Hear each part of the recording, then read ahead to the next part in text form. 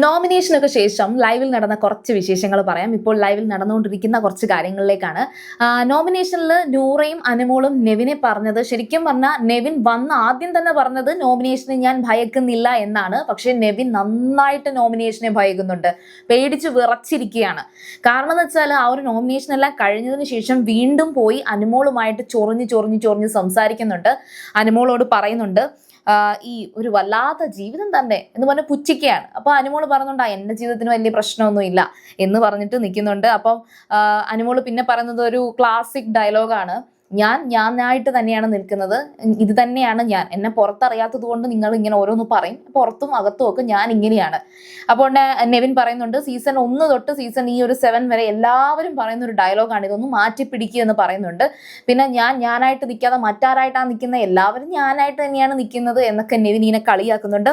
അപ്പോൾ ആ ഒരു സംസാരം, അതിൻ്റെ ഇടയിൽ നമ്മുടെ സാബുമാൻ വരുന്നുണ്ട്. സത്യത്തിൽ സാബുമാന്റെ വഴിയാണ് ഏറ്റവും വലിയ വഴികൾ. ഇന്ന് രാവിലെ വെളുപ്പിനെ 12 മണി സമയത്ത് തുടങ്ങിയ സാബുമാന്റെ കുറ്റാന്വേഷണ പരമ്പരയാണ്.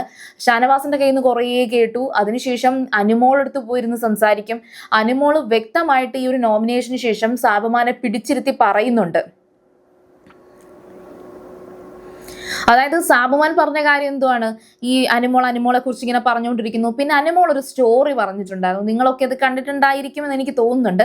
അതായത് അനുമോള് പാവങ്ങൾക്ക്, ഈ ഭിക്ഷ എടുക്കുന്ന ആൾക്കാർക്കൊക്കെ ഫുഡ് കൊടുക്കും. അപ്പൊ അതൊരു എക്സാമ്പിൾ ആയിട്ട് അനുമോൾ അവിടെ അവതരിപ്പിച്ചിട്ടുണ്ടായിരുന്നു.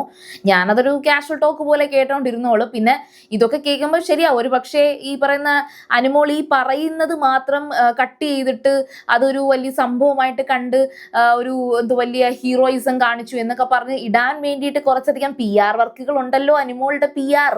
അപ്പൊ അനുമോളുടെ PR ഉണ്ടായത് കൊണ്ട് തന്നെ അനുമോൾ അവർക്ക് വേണ്ടി ഇട്ടുകൊടുക്കുന്ന എന്തൊക്കെയോ ഡയലോഗ് പോലെയാണ് സാബുമാന് ആ പറയുന്ന കാര്യങ്ങളൊക്കെ തോന്നിയത്. അപ്പൊ അനുമോളെ കളിയാക്കിക്കൊണ്ട് ഈ പറഞ്ഞ സാബുമാൻ അതോടെ പറഞ്ഞപ്പോൾ, അതായത് താനൊക്കെ ഒരു ക്യാമറയാണ്, ഹ്യൂമൻ ക്യാമറയായിട്ടാണ് അനുമോൾ കാണുന്നത് എന്നൊക്കെ പറഞ്ഞതിന് മറുപടി ആയിട്ടൊക്കെ നമ്മുടെ അനുമോള് പറയുന്നുണ്ട്, ഞാൻ ഗോസിപ്പ് ഒന്നും പറയാൻ ഉദ്ദേശിക്കുന്നില്ല, ഞാൻ എന്നെ കുറിച്ച് തന്നെയാണ് പറയുന്നത്, കിട്ടുന്ന അവസരത്തിലൊക്കെ ഞാൻ എന്നെ പോസിറ്റീവായിട്ട് പറയും, ഞാൻ സ്ട്രോങ് അല്ല എന്ന് ഇവിടെ എത്ര പേര് പറഞ്ഞാലും ശരി, ഞാൻ സ്ട്രോങ് ആണ് എന്ന് ഞാൻ അങ്ങനെ ഉറപ്പിച്ചു വെച്ചിരിക്കുന്ന ഒരു വ്യക്തിയാണ് എന്നൊക്കെ അനുമോള് സാബുമാനെ പറഞ്ഞ് മനസ്സിലാക്കിക്കുന്നുണ്ട്.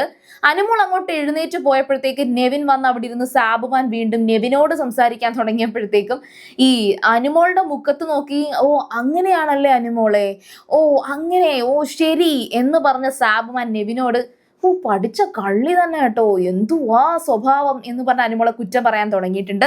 ഇനി ഈ സാബുമാൻ നെവിന്റെ അടുത്ത്, അതായത് ഇന്ന് രാവിലെ ഷാനവാസിന്റെ അടുത്ത് കുറെ സംസാരിച്ചു, അനുമോളുടെ അടുത്ത് കുറെ സംസാരിച്ചു, നെവിന്റെ അടുത്ത് വന്ന് കുറെ ഇങ്ങനെ സംസാരിക്കുന്നുണ്ട്.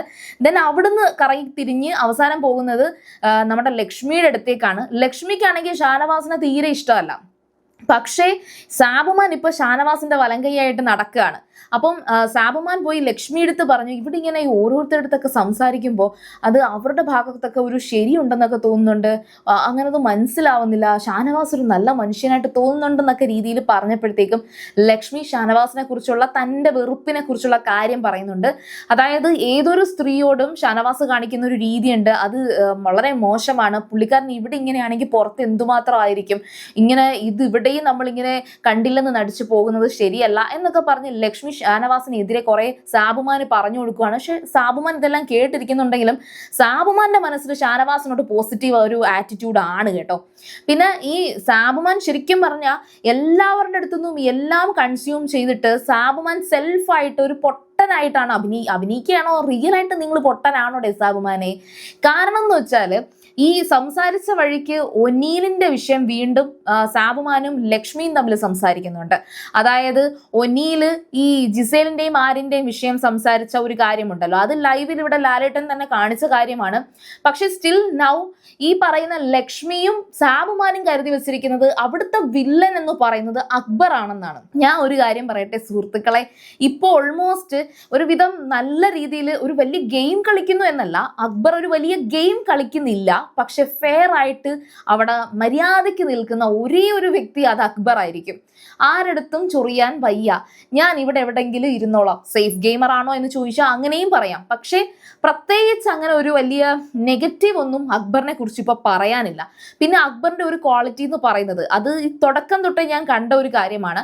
ഏതൊരു വിഷയത്തിലും തൻ്റെതായ ഒരു എന്താ പറയാ പ്രോഗ്രസീവ് ആയിട്ടുള്ള ഒരു നിലപാടെടുക്കാനുള്ള കഴിവ്, അതും ആ ഒരു നിമിഷം എടുക്കാനുള്ള ഒരു കഴിവ് അക്ബറിനുണ്ട്. അതായത് ആലോചിച്ച് പോപ്പുലർ ആയിട്ട് ആൾക്കാർ എന്താണ് പറയുന്നത് അല്ലെങ്കിൽ പ്രേക്ഷകർ എന്തായിരിക്കും ചിന്തിക്കുന്നത് എന്നല്ല, അക്ബറിന്റെ നിലപാട് പെട്ടെന്ന് എടുക്കുകയും ചെയ്യും. ആ എടുക്കുന്ന നിലപാട് നല്ലൊരു പ്രോഗ്രസീവ് ആയിട്ടുള്ള നല്ലൊരു നിലപാടായിരിക്കും. ഈ ലക്ഷ്മി നിന്ന് അടുത്ത് കിട്ടിയപ്പോൾ, അതും ഈ പറഞ്ഞ നോമിനേഷന് ശേഷം നടന്ന ഒരു ലൈവിൽ നടന്നൊരു സംഭവമാണ്. ലക്ഷ്മിയുടെ അമ്മ വന്നിട്ട് ആദിലിനെ നൂറേനെയും സിറ്റ് ഔട്ടിലേ ഇരുത്തത്തോളം എന്നുള്ള ഒരു ഫണ്ണായിട്ടാണ് പറഞ്ഞതെങ്കിലും അതവിടെ പറഞ്ഞത് മോശമായി പോയി. അപ്പൊ അത് വന്നിട്ട് ലക്ഷ്മിയുടെ അമ്മയെ കുറിച്ച് അക്ബർ പറയുന്നുണ്ട്. ലക്ഷ്മിയുടെ അമ്മ പറഞ്ഞതേ അത് ശരിയായില്ല, അത് തെറ്റാണ് എന്നൊക്കെ അക്ബർ പറയുന്നുണ്ട്. അതൊന്ന് മാറ്റി പറയിപ്പിക്കണം എന്നൊക്കെ പറയുമ്പോൾ ലക്ഷ്മി പറയുന്നുണ്ട് അത് അമ്മ പറഞ്ഞതല്ലേ, അമ്മ പറഞ്ഞതിനെ എങ്ങനെ എടുക്കണം എന്നുള്ളത് ഞാൻ പറയേണ്ട കാര്യമില്ലല്ലോ, അത് നിങ്ങൾ എടുക്കുന്ന നിങ്ങളുടെ രീതി എന്നൊക്കെ പറഞ്ഞിട്ട് അവിടെ സംസാരിക്കുന്നുണ്ട്. പുറമേ നിന്ന് കാണുമ്പോഴും അതുപോലെ തന്നെ അക്ബറിനെ അവിടെ ഉള്ള ഒരു പേരും വെച്ചിട്ട് അതൊരു കുത്തിത്തിരിപ്പാണെന്ന് വിചാരിക്കുമെങ്കിലും അതൊരു കുത്തിത്തിരിപ്പായിട്ട് എനിക്ക് ഫീൽ ചെയ്തിട്ടില്ല.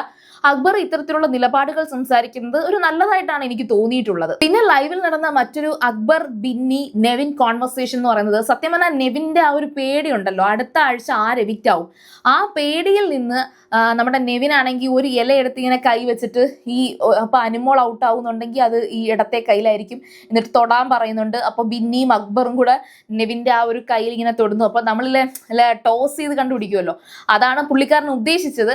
അങ്ങനെ കണ്ടുപിടിക്കുമ്പോൾ അനുമോൾ എവിക്റ്റഡ് എന്നാണ് സത്യത്തിൽ അതിൽ കാണിക്കുന്നത്. അപ്പം നെവിൻ അത് വിശ്വസിച്ചിട്ട് ഇങ്ങനെ പറയുന്നുണ്ട്, യെസ് അനുമോൾ എവിക്റ്റ് ആകും എന്നിങ്ങനെ പറയുന്നുണ്ട്. അപ്പൊ അനുമോൾ പുറത്തു പോകുമെന്ന് അക്ബർ വിശ്വസിക്കുന്നില്ല. അപ്പൊ അക്ബർ ഇങ്ങനെ അതൊന്നും പോകത്തില്ലടാ എന്നൊക്കെ ഇങ്ങനെ പറഞ്ഞിട്ട് അക്ബർ ഇങ്ങനെ പറയാണ്. പക്ഷെ ഇതിനിടയ്ക്ക് വേറൊരു കൗണ്ടർ നമ്മുടെ ബിന്നി അടിക്കുന്നുണ്ട്. ബിന്നി പറയുന്നതെന്ന് വെച്ചാലേ, ഈ നൂറയൊക്കെ ഉണ്ടല്ലോ, നൂറയും അനുമോളും ഒക്കെ ഭയങ്കര ക്യൂട്ടാണ്. ആ ക്യൂട്ട്നെസ് ഉണ്ടായത് കൊണ്ട് തന്നെ നല്ല പ്രേക്ഷകര് നൂറയ്ക്കും അനുമോൾക്കും ഒക്കെ ഉണ്ടാകുമെന്ന് ബിന്നി പറയുന്നുണ്ട്. അപ്പൊ ബിന്നിയുടെ ഈ ഒരു ഡയലോഗ് കേൾക്കുന്നുണ്ടേ നമ്മുടെ നെവിൻ പറയുന്നുണ്ട് അതൊക്കെ നോക്കിയാണോ ഓരോരുത്തർ വോട്ട് ചെയ്യുന്നേ എന്ന് ചോദിക്കുന്നുണ്ട്. അപ്പോൾ അക്ബർ പറയുന്നുണ്ട് ആയിരിക്കാം, അങ്ങനെയാണെങ്കിൽ നമ്മുടെ സാബുമാൻ എങ്ങനെയാ നിൽക്കുന്നത്, സാബുമാൻ ക്യൂട്ടാണോ? അപ്പൊ സാബുമാൻ നിൽക്കുന്നുണ്ടല്ലോ. ശരിക്കും പറഞ്ഞാൽ അപ്പാനി പോയ സമയം തൊട്ടേ അക്ബറിന് ശരിക്കും നല്ല ദേഷ്യമുണ്ട്. ഒരു വക ചെയ്യാതെ ഇവന്മാരൊക്കെ ഇവിടെ നിൽക്കുന്നുണ്ട്, പിന്നെ ബാക്കി അഭി ഒനീല് ഇവരൊക്കെ അങ്ങ് പോയല്ലോ എന്നുള്ളൊരു ടെൻഷനും വിഷമവും ഫ്രസ്ട്രേഷനും ഒക്കെ അക്ബറിനുണ്ട്. അക്ബർ സാബുമാനെ കുറിച്ച്, അതായത് സാബുമാൻ ഇവിടെ നിൽക്കുമ്പോൾ ഇവരൊക്കെ പോയല്ലോ എന്ന് പറഞ്ഞ കാര്യം ലക്ഷ്മി ഈ സമയത്ത് സാബുമാനോട് പറയുന്ന ഒരു കാര്യം കൂടി ലൈവില് അതൊരു കോയിൻസിഡൻസ് ആണ്, സൈമിൾട്ടേനിയസ്ലി സംഭവിക്കുന്ന ഒരു കാര്യമാണ്.